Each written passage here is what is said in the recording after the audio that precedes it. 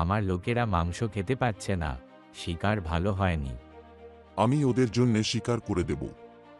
তুমি আসবে গুরান, নাকি বড্ড বুড়ো হয়ে গেছো? বড্ড বুড়ো আর দুর্বল আমি। সাবাস বন্ধু, দারুণ টিপ। চলো। তুমি আর গুরান শিকারে যাচ্ছ, টম আর আমি আসব? বলো টম আর আমি আসতে পারি? আসতে পারো, যদি চুপটি করে থাকো রেক্স।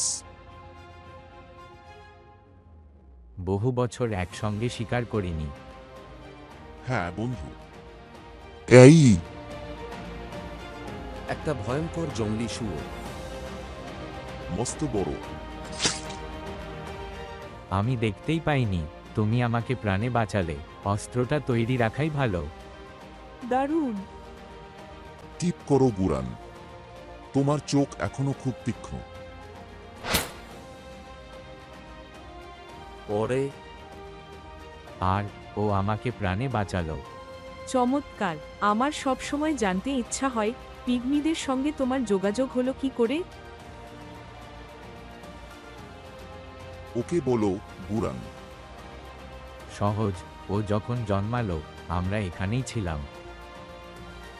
ওর বাবা, ওর আগের বেতাল আমাদের কয়েকজনকে পাঠালো ডাক্তার অ্যাক্সেলকে ডাকতে, প্রসবে সাহায্য করতে। ইসো। আমাকে কোথায় নিয়ে যাচ্ছ?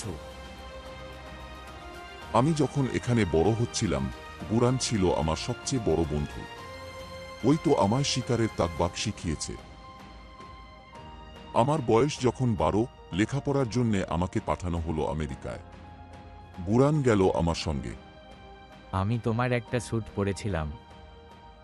10 বছর পর আমার বাবা যখন মৃত্যুশয্যায়, আমার ডাক এলো। আমি ফিরে এলাম তার জায়গা নিতে। বাবা, তুমি ঠিক সময়ে এসেছো। তোমার পূর্বপুরুষ বেতালদের, পিগমি ব্যান্ডরদের সঙ্গে প্রথম কিভাবে দেখা হয়েছিল?